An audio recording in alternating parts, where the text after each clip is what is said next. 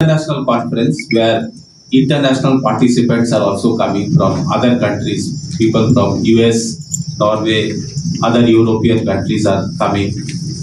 Dhanbad IIT ISM एक बार फिर अंतर्राष्ट्रीय पटल पर अपनी उपस्थिति दर्ज कराने को तैयार है। प्रबंधन अध्ययन एवं औद्योगिक इंजीनियरिंग के तत्वाधान में आगामी 5 से 6 जुलाई तक अंतर्राष्ट्रीय conference of digital technology for business excellence sustainable development एवं विकसित भारत 2047 का आयोजन होना है। औद्योगिक इंजीनियरिंग विभाग के अध्यक्ष प्रोफेसर संदीप मंडल ने बताया कि इस कॉन्फ्रेंस का उद्देश्य डिजिटल तकनीक के क्षेत्र में हो रहे नवीनतम बदलाव, व्यापारिक उत्कृष्टता एवं सतत विकास में इसकी भूमिका को मंथन करना है। साथ ही भारत को 2047 तक विकसित राष्ट्र बनाने की दिशा में एक महत्वपूर्ण प्रयास है। इस सम्मेलन में America, Norway, France, UK, Poland, Australia तथा यूएई समेत कई प्रतिष्ठित वैज्ञानिक, शोधकर्ता तथा शिक्षाविद जुटेंगे। 4 जुलाई को आयोजित वर्कशॉप में प्रतिनिधि अपने डिजिटल तकनीक, AI, machine learning, internet is things जैसे गहन विषयों पर अपनी जानकारी साझा करेंगे।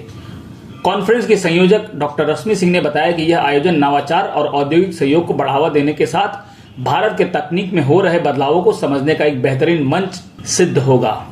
DST ministry of science and technology के है, अनुसंधान नेशनल रिसर्च फाउंडेशन से भी है, अनुसंधान रिसर्च फाउंडेशन से NRF बोलते हैं हम लोग। तो वहाँ से वो लोग डिस्कस करेंगे किस तरह से डिजिटल टेक्नोलॉजीज़ के बारे में, रिसर्च के प्लान के बारे में, फंडिंग अपॉर्चुनिटीज़ के बारे में, किस तरह से वो लोग फंड कर सकते हैं। नया जो रिसर्चर्स है तो किस तरह से वो अप्लाई कर सकते हैं कि नया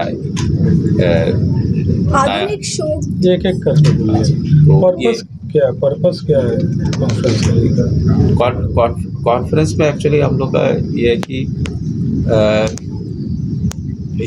ये तो डिजिटल टेक्नोलॉजीज़ के बारे में हम लोग का जो इम्पोर्टेंट एक एस्पेक्ट है मैनेजमेंट में, not only in management, in business, तो how digital technology can help in creating a business excellence, ये एक मुद्दा है। दूसरा हम लोग एक इम्पॉर्टेंट एजेंडा है, दैट इज सस्टेनेबिलिटी। तो सस्टेनेबिलिटी का रोल क्या है आजकल का इन बिजनेस एक्सेलेंस, ये दूसरी एजेंडा है।